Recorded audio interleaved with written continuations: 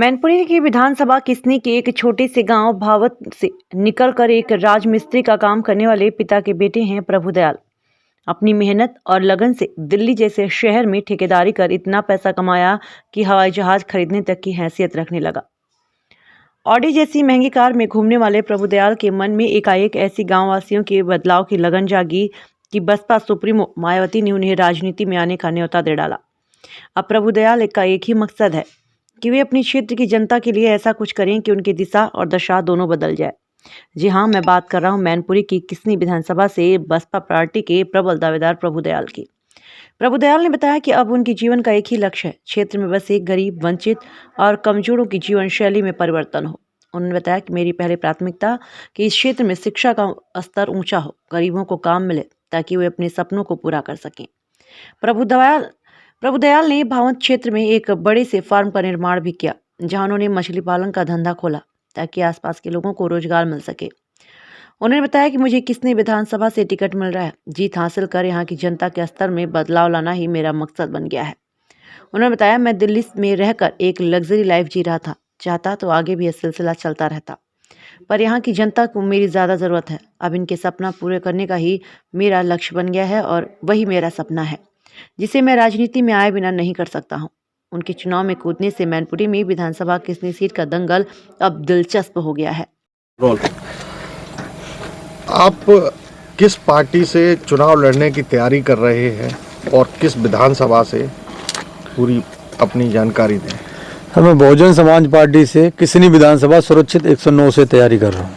अच्छा, इससे पहले भी कोई चुनाव लड़ा है अभी तक आप? जी, पहले हमने विधानसभा का ही चुनाव लड़ा था, तो कांग्रेस से टिकट मांग रहे थे, वो किसी वजह से विचार नहीं बने हमारे, फिर हमने निर्दलीय चुनाव लड़ा था। आपने यहाँ एक बहुत बड़े फार्म हाउस का इजाद किया है, इससे पहले कहाँ आप रहे थे? हम इससे पहले दिल्ली में काम कर रहे थे, तो दिल्ली में अपना बिजनेस था। पहले हमने नौकरी करी शुरू में, उसके बाद धीरे धीरे आगे बिजनेस ठेकेदारी में हम आगे बढ़ गए, तो ठेकेदारी में हम काम कर रहे थे।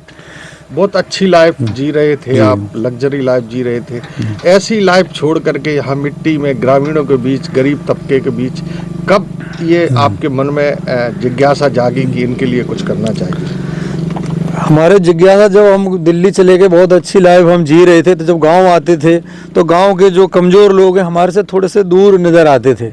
उनको लगता था कि बड़े पैसे वाले हैं ये, तो इनके नज़दीक न जाके। फिर मैंने सोचा कि ऐसा क्यों हो रहा है, तो वो हो इसलिए रहा था कि यहाँ आज तक जो समाजवादी पार्टी के दबंग किस्म के लोग हैं, इनको दबा के धमका के, तो लोगों के डर सा बैठा हुआ था कि ये भी पैसे वाले हैं, कि हमें ये भी मतलब गलत राह पे ना ले जाएं, दवाएं कुछ सताएं नहीं। तो जब मुझे ऐसा महसूस हुआ, फिर हमने इनसे नज़दीकियाँ बनाई। यहाँ पहले भी हम चुनाव इसीलिए लड़े कि लोगों के हम बीच में रहेंगे, इनका दिल जीतें और हम काम करें। जब इनके बीच में रह के हम काम करेंगे तो लोग अपने आप हमारे साथ सुधर जुड़ेंगे तो ये बहुत आगे तक मतलब हमें ले जाएंगे। अच्छा, गांव के लोग अब कैसा रिस्पांस दे रहे हैं? उन्हें ऐसा तो नहीं लग रहा है कि आप बाहरी हैं, कहीं ऐसा तो नहीं चुनाव जीतने के बाद फिर चले जाएंगे? शुरू में तो ऐसा मुझे लग रहा था कि यहाँ के लोग मेरे से दूरियां बनाए हुए थे, मगर धीरे धीरे जब लोगों ने मेरा व्यवहार देखा, मेरे कार्य करने की शैली देखी कि हमारे लिए हमारे मसीहा बन के आए हैं, अब हमारे से गांव के 95% लोग, आसपास के लोग मेरे से बहुत तहे दिल से जुड़े हुए हैं और हमारे साथ कंधा से कंधा हर चीज़ में मिला के चल रहे हैं। अच्छा, जिस विधानसभा से आप चुनाव लड़ रहे हैं, किसनी मैनपुरी की विधानसभा है, सपा का ही उम्मीदवार अक्सर वहाँ से जीतते आए हैं।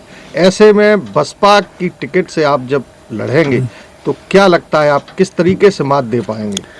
अभी तक यहाँ का दुर्भाग्य रहा कि बहुजन समाज पार्टी से या बीजेपी से जो भी प्रत्याशी यहाँ चुनाव लड़ने आए हैं, वो यहाँ के आसपास का कोई नहीं था। सब बाहर से चुनाव लड़ने आए और चुनाव लड़े और चले गए।